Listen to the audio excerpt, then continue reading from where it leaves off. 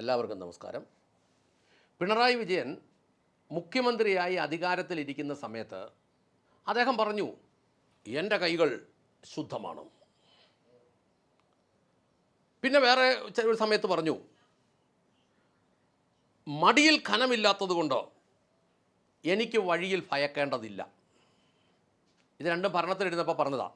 ആ പറഞ്ഞത് സത്യമാണ് എങ്കിൽ ഇ ഡി ഉദ്യോഗസ്ഥരെ എന്തിനാണ് അവരെ ആക്രമിച്ചത്? ആ ഉദ്യോഗസ്ഥന്മാരെ ആക്രമിച്ചത് എന്തിനാ? ഒളിക്കാൻ ഒന്നുമില്ലെങ്കിൽ പിന്നെ എന്തിനാ ഭയം? ഇത് ഞാൻ ചോദിക്കുന്നതല്ല. ദൃശ്യമാധ്യമങ്ങളിലൂടെ ഈ വാർത്തകൾ കണ്ട കേരളത്തിലെ നിഷ്പക്ഷക്കാരായ പൊതുജനം മുഴുവൻ ചോദിക്കുന്ന ഒരു കാര്യമാണ്, ഒളിക്കാനില്ലെങ്കിൽ പിന്നെ എന്തിനാ ഭയം? ഞാൻ മനസ്സിലാക്കുന്നത്, ഇ ഡി പെട്ടെന്നൊരു ദിവസം കൊണ്ട് ഒരു കേസന്വേഷണത്തിന് വരുന്ന ഏജൻസി ഒന്നുമല്ല. അവർക്കൊരു പരാതി കിട്ടിയാൽ ആ പരാതിയുടെ തുടക്കം മുതൽ ഒടുക്കം വരെയുള്ള ഭാഗങ്ങൾ ഏതാണ്ട് അന്വേഷിക്കാനുള്ളത് വളരെ ശാസ്ത്രീയമായി സാങ്കേതികപരമായി അന്വേഷിച്ച് കിട്ടാനുള്ള തെളിവുകളുടെ ഏതാണ്ട് എല്ലാ ഭാഗങ്ങളും ശേഖരിച്ച് ഈ കേസ് ഏതൊക്കെ വിധത്തിലേക്ക് കടക്കുന്നുണ്ട് എന്ന് റിസർച്ച് ചെയ്ത് അതിനുള്ള തെളിവുകൾ സഹിതം മുഴുവൻ ഉണ്ടാക്കി കൈ കിട്ടിയ ശേഷമാണ് സാധാരണഗതിയിൽ ഇ ഡി ഒരു കേസിന് അതിൻ്റെ പ്രതികളിലേക്ക് എത്തുന്നത്. പ്രതികളുടെ മുമ്പിൽ ചോദ്യം ചെയ്യുമ്പോൾ ചോദിക്കുന്ന ചോദ്യങ്ങൾക്കുള്ള ഉത്തരങ്ങളെല്ലാം തെളിവുകൾ സഹിതം അവരുടെ കയ്യിലുണ്ട്. അങ്ങനത്തെ ഒരു സാഹചര്യം ഉണ്ടാക്കി കഴിയുമ്പോൾ മാത്രമാണ് ഇ ഡി ഒരു കേസിൻ്റെ പുറകെ പ്രതികളിലേക്ക് എത്തുന്നത്. ദീർഘകാലം ആ കേസ് പഠിച്ചതിൽ കഴമ്പുണ്ടെന്ന് തെളിവുകൾ സഹിതം കൈ കിട്ടിയാൽ മാത്രമേ ഇ ഡി ആ കേസിൻ്റെ പുറകെ ഉള്ളെന്നാണ് നമ്മൾ മനസ്സിലാക്കുന്നത്. അങ്ങനെ വന്നപ്പോൾ അവരോട് വളരെ മാന്യമായി സഹകരിച്ചായിരുന്നെങ്കിൽ അവരുടെ മുമ്പിൽ ഒന്ന് കൈകൂട്ടി സാറേ സഹായിക്കണമെന്നേലും പറയായിരുന്നു. ഇനിയിപ്പോൾ സഹായിക്കണേ സാറേ എന്ന് പറയാൻ പറ്റുമോ? പറ്റുകയില്ല. ഇനി അവരിതിനകത്ത് റയർ വകുപ്പുകളൂടെ ചെകഞ്ഞെടുത്തിട്ട് എഴുതേണ്ട പോലെ കേസെഴുതി. ഇപ്പം ചില ഉദ്യോഗസ്ഥന്മാരൊക്കെ പറയുന്നു, അല്ലെങ്കിൽ റിട്ടയർഡ് ഉദ്യോഗസ്ഥന്മാർ പറയുന്നു, ഇതിനകത്ത് ഫെറ നിയമ ലംഘനമൊക്കെ ഉണ്ട്. അങ്ങനെ വരുമ്പോൾ തന്നെ ഏജൻസികൾ മാറാം. എൻഫോഴ്സ്മെൻറ്റ് ഡയറക്ടറേറ്റ് എന്ന് പറയുന്ന ഡിപ്പാർട്ട്മെൻറ്റ് മാറി അത് NIA പോയി കഴിയുമ്പം കാര്യങ്ങൾ പിടിവിടും. അപ്പോൾ കേരള ജനതയുടെ മാന്യമായിട്ട് അതിനോട് സഹകരിച്ചായിരുന്നെങ്കിൽ, അന്വേഷണത്തോട് സഹകരിച്ചായിരുന്നെങ്കിൽ കേരള ജനതയുടെ ഒരു ഭാഗമെങ്കിലും അവരുടെ ഒരു മനസ്സുകൊണ്ടെങ്കിലും ഒരു പിന്തുണ കിട്ടിയേനെ. ഇതിപ്പോൾ സംഭവിച്ചതെന്താ? വെറും അന്തം കമ്മി അല്ലാത്തവരെല്ലാവർക്കും മനസ്സിലായി ഇതിനകത്ത് ഏതാണ്ട് കഥയുണ്ട്. ഞാൻ മനസ്സിലാക്കുന്നത്, ഇ ഡിയെ ആക്രമിക്കാൻ കൂടിയ ആളുകളുടെ, അതിപ്പോൾ 12 എന്ന് പറയുന്നു, 19 എന്ന് പറയുന്നു, തിരിച്ചറിയാൻ 1000-ഓളം പേരുണ്ടെന്ന് പറയുന്നു. ഇവന്മാരെ എല്ലാം കൂടെ പിടിച്ചെടുത്താൽ യോഗം ഉണ്ടെങ്കിൽ പൈസ മുടക്കില്ലാതെ തിഹാർ ജയിലും ഒക്കെ കണ്ട് അവിടുത്തെ ചപ്പാത്തിയും ഉപ്പും എരിവൊന്നും ഇല്ലാത്ത ഇപ്പ് കറിയൊക്കെ ദീർഘകാലം ആസ്വദിക്കാനുള്ള യോഗം ഉണ്ടാകുമെന്ന നമ്മളിപ്പോൾ മനസ്സിലാക്കുന്നത്. തന്നെയല്ല, ഇനി ഒന്നും കൂടി ഇ ഡി വരികയാണെങ്കിൽ കേന്ദ്രസേനയുടെ ന്യായമായ സംവിധാനത്തോടെ അവർ വരുള്ളൂ. അങ്ങനെ വന്നു കഴിയുമ്പോൾ ചുടുകട്ടയും പിന്നെ കുറുവടിയും വാരിക്കുന്തവും കൈക്കരുത്തും വാളുകളും ഒന്നും യന്ത്രത്തോക്കിനോട് എന്താ ചെയ്യാൻ പറ്റും?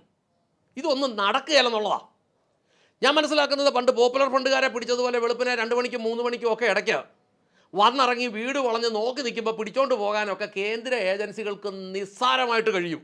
ഇന്ത്യയിൽ പല സ്ഥലങ്ങളിൽ നിന്നും ആളുകളെ പിടിച്ചിട്ടുണ്ട്. അങ്ങനെ പിടിക്കുന്നവൻ പിന്നെ അവൻ എവിടെയുണ്ടെന്ന് അറിയണമെങ്കിൽ സഖാക്കന്മാരുടെ സാങ്കേതിക വിദ്യ ഉണ്ട്, അതുപോലും അറിയാൻ പറ്റുകയില്ലെന്നാണ് ഞാൻ മനസ്സിലാക്കുന്നത്. ഇതിനിടയ്ക്ക് ആഭ്യന്തരമന്ത്രി രമേശ് ചെന്നിത്തല പറഞ്ഞൊരു കാര്യമുണ്ട്. ഞാനോ എൻ്റെ ഡിപ്പാർട്ട്മെൻറ്റോ അറിഞ്ഞില്ല. ഒറ്റ കാര്യമേ രമേശ് ചെന്നിത്തലയോട് പറയാനുള്ളൂ, നിങ്ങളെയും നിങ്ങളുടെ ഡിപ്പാർട്ട്മെൻറ്റിനെയും കേന്ദ്ര സേനയ്ക്ക് അത്രമേ വിശ്വാസമുള്ളൂ. നിങ്ങൾ രണ്ടുപേരും മച്ചാനുമാണല്ലോ. നിങ്ങൾ മച്ചാനുമാണെന്നും നിങ്ങൾ വിവരം അറിഞ്ഞെങ്കിൽ നിമിഷ നേരം കൊണ്ട് മറ്റൊരു വിവരം അറിയുമെന്ന് കേന്ദ്ര സേനയ്ക്ക് ഒരു ആവറേജ് ബോധം ഉള്ളതുകൊണ്ടും എൻഫോഴ്സ്മെൻറ്റ് ഡയറക്ടറേറ്റിന് ആവറേജ് ബോധം ഉള്ളതുകൊണ്ടും തന്നെയല്ല ഈ ഡയറി എന്ന് പറയുന്നതിനകത്ത് നിങ്ങളുടെ ആൾക്കാരുടെയും പേരുള്ളതുകൊണ്ടും നിങ്ങൾ അങ്ങോട്ടും ഇങ്ങോട്ടും ഒരു പരസ്പര സഹകരണ സംഘമാണെന്നും അറിയാവുന്നത് കൊണ്ടാണ് അവർ നിങ്ങളെ അറിയിക്കാഞ്ഞത്. അവർ നിങ്ങളെ അറിയിക്കാൻ അവർക്കറിയാം നിങ്ങൾ കേരളത്തിന് വെളിയിൽ ഇന്ത്യ മുന്നണിയാണ്. കേരളത്തിൽ വരുമ്പോൾ മാത്രമേ ഉള്ളൂ നിങ്ങൾ ശത്രുത കാണിക്കുന്ന നാട്ടുകാരുടെ മുമ്പിൽ മാത്രം നിങ്ങൾ ഉള്ളിൽ ഒന്നാണെന്നുള്ളത് അവർക്കറിയാം. അതുകൊണ്ടാണ് അതിൻ്റെ തെളിവാണ് ദീർഘമണിക്കൂറുകൾ പരിശോധന കഴിഞ്ഞ് പുറത്തിറങ്ങിയ ഇ ഡിയുടെ വാഹനത്തിന് സംരക്ഷണം കൊടുക്കാൻ നിങ്ങൾക്ക് പറ്റാഞ്ഞത്. അതുകൊണ്ടാണ് ഒരു കാര്യം നടക്കുമ്പം മുൻ മുഖ്യമന്ത്രിയുടെ വീടാണ് റെഡി ചെയ്യുന്നത്. സംസ്ഥാനത്ത് എന്ത് ഗുണ്ടായുസം കാണിക്കാനുള്ള അണികളാണ് ചുറ്റുവട്ടം കൂടുന്നത്. അവിടെ എന്തും നടക്കാമെന്ന് നിങ്ങളുടെ പോലീസിന് അറിയത്തില്ലെന്നാണോ? അതിനുള്ള സംവിധാനം ഒരുക്കി കൊടുത്ത് കൃത്യമായിട്ട് കയറ്റിവിടേണ്ട ഒരു ഉത്തരവാദിത്വം ഉണ്ടായിരുന്നു.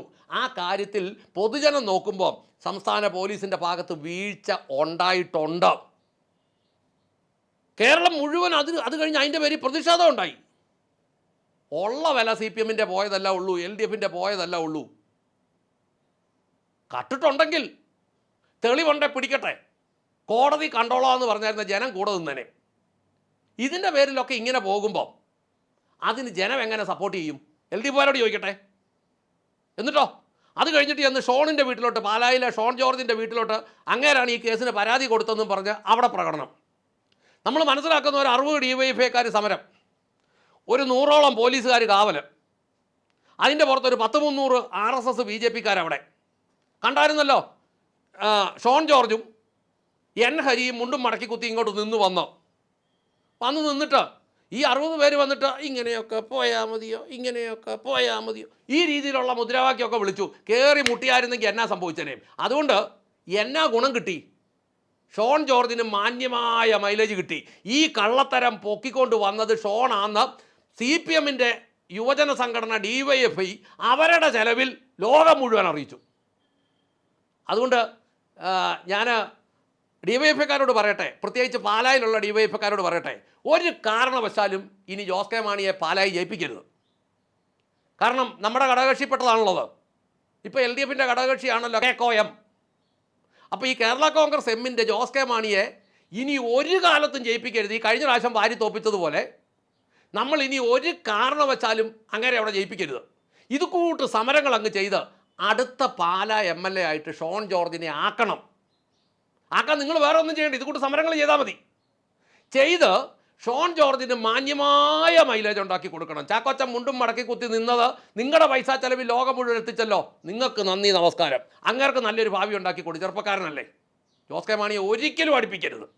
ഇനി കേന്ദ്ര BJPയുടെ നേതാക്കന്മാരോട് പറയട്ടെ, ഈ അറസ്റ്റ് സംസ്ഥാന ഇലക്ഷന് മുമ്പ് നിങ്ങൾ ചെയ്തായിരുന്നെങ്കിൽ ഈ പ്രകടനം അടിപിടിയൊക്കെ CPM ചെയ്തുകൊണ്ടേമായിരുന്നു ഭരണത്തിൻ്റെ തണലിൽ. അങ്ങനെയായിരുന്നെങ്കിൽ BJPക്ക് ഇന്ന് 3 സീറ്റുള്ള സ്ഥാനത്ത് മിക്കവാറും ഒരു 10 MLA-മാരുണ്ടായേനെ. ഈ ഒരു കാര്യം ചെയ്യുന്നില്ലാത്തത് കൊണ്ട് BJPയും LDF-ഉം തമ്മിൽ ഒരു രഹസ്യ ധാരണയുണ്ട്. രണ്ടുപേരും മച്ചാനുമാണ്, അളിയനും പെങ്ങളുമാണെന്നൊക്കെ ആളുകൾക്കൊരു ധാരണയുണ്ടായിരുന്നു. അതുകൊണ്ട് ആളുകൾ BJPയെ വിശ്വസിക്കാഞ്ഞത്.